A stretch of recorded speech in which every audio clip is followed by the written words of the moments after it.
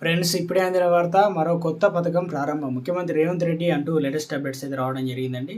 So ఆ వివరాలు ఏంటన్నది వీడియోలో తెలుసుకుందాం. వీడియోని చివరి వరకు చూడండి, కంప్లీట్ ఇన్ఫర్మేషన్ అయితే అర్థమవుతుందండి. మీరు ఇంకెవరైనా సరే మన ఛానల్ సబ్స్క్రైబ్ చేయకుండా చూసినట్లయితే వెంటనే మన ఛానల్ సబ్స్క్రైబ్ చేసుకోండి. ప్రభుత్వం నుంచి లేటెస్ట్ అప్డేట్స్ అండి ఇప్పుడే రావడం జరిగింది. ఆ వివరాలన్నీ కూడా వీడియోలో తెలుసుకుందామండి. వీడియోని చివరి వరకు చూడండి, కంప్లీట్ ఇన్ఫర్మేషన్ అయితే అర్థమవుతుంది. గుడ్ న్యూస్ అండి. తెలంగాణలో రాజీ యువ వికాస్ పథకం ప్రారంభమైంది. తెలంగాణ అసెంబ్లీ ప్రాంగణంలో సీఎం రేవంత్ రెడ్డి ఈ పథకాన్ని ప్రారంభించారు. ఎస్సీ, ఎస్టీ, బీసీ, మైనార్టీ యువతకు గరిష్టంగా 3 లక్షల వరకు రుణాలు ఇవ్వనుందన్నమాట ప్రభుత్వం.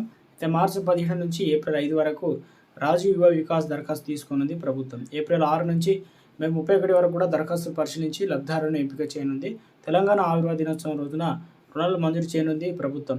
5 లక్షల మంది యువతకు 6,000 కోట్ల రూపాయలు అయితే ఇవ్వనుందన్నమాట.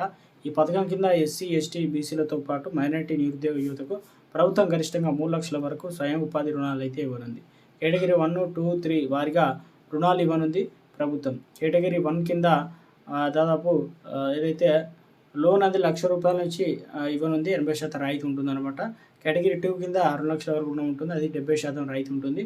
కేటగిరీ 3 కింద 3 లక్షల వరకు రుణం ఉంటుంది, అది కూడా 60% రాయితీ అయితే ఇవ్వనుంది కాబట్టి